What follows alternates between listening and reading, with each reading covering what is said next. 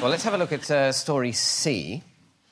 And this is that Nick Griffin is breeding albino rats.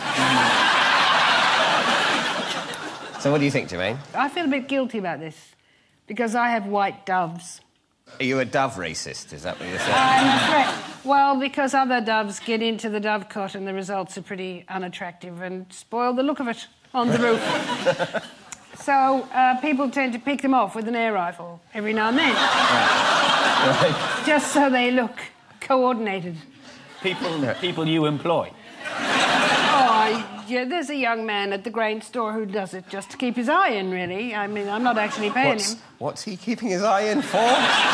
Shooting more pigeons, because they're a big... I thought you were offering sexual favours. I think he'd probably never come again if I did.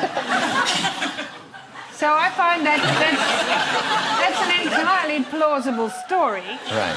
But what we don't know is whether it ever appeared in a newspaper, which is what we're being asked, is it? That's it, yes.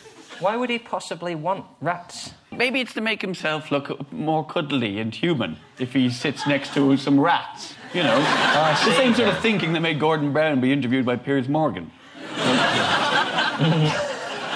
You know what? Gordon Brown is comparatively non-repulsive. Yeah. Some people breed tarantulas. Yeah. I mean, people breed all sorts of disgusting things. I had a guinea pig called Vivian. What colour was it? He was brown and white. With a little bit of black, because I am not a racist. I had a brief tropical fish phase. I had a tropical fish tank, which is a complicated thing to set up, because you need a pump and a heater and all that sort of thing. And I got some tropical fish, and then tropical fish don't live very long, and so they gradually died one by one.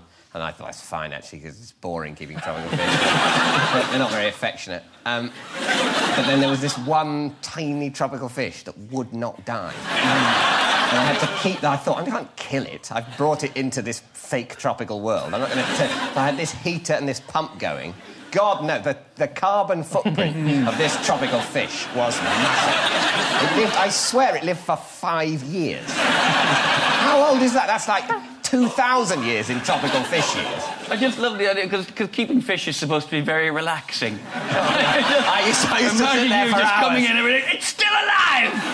Die, you little shit, die!